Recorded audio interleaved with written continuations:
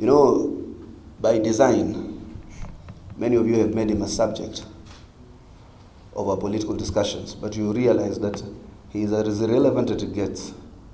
He managed some one or two seats that he was able to incite some ethnic bases against the regime of, or the government of William Ruto.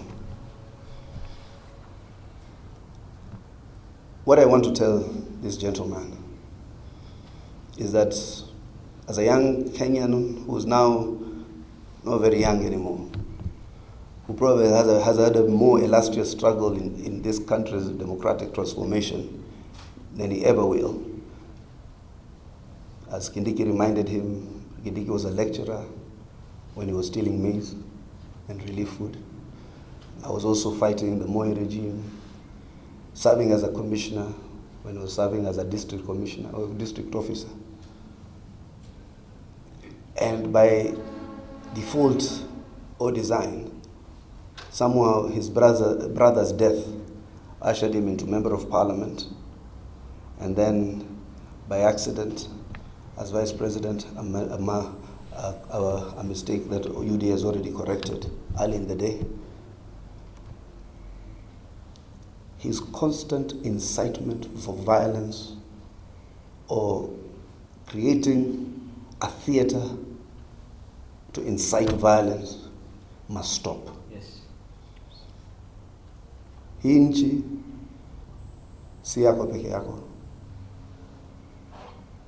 We're now getting fed up with you trying to condition a country because you think you have some ethnic base somewhere, preparing it and inciting it for violence. You have done it repeatedly over this electionary period.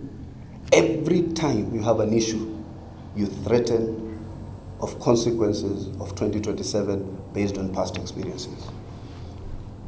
I want to assure you, yesterday you asked youth between 18 and 35 to show up at Gachagua. Not even your own son between that age showed up. That shows you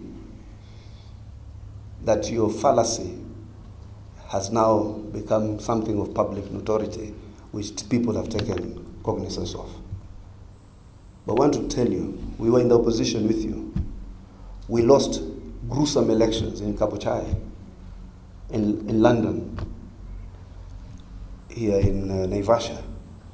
We never at one time threatened anybody with violence. We never at one time threatened anybody with the consequences of the 202 post-election violence. I think the public has spoken. To a large extent, the public rejects your call for violence and intimidation.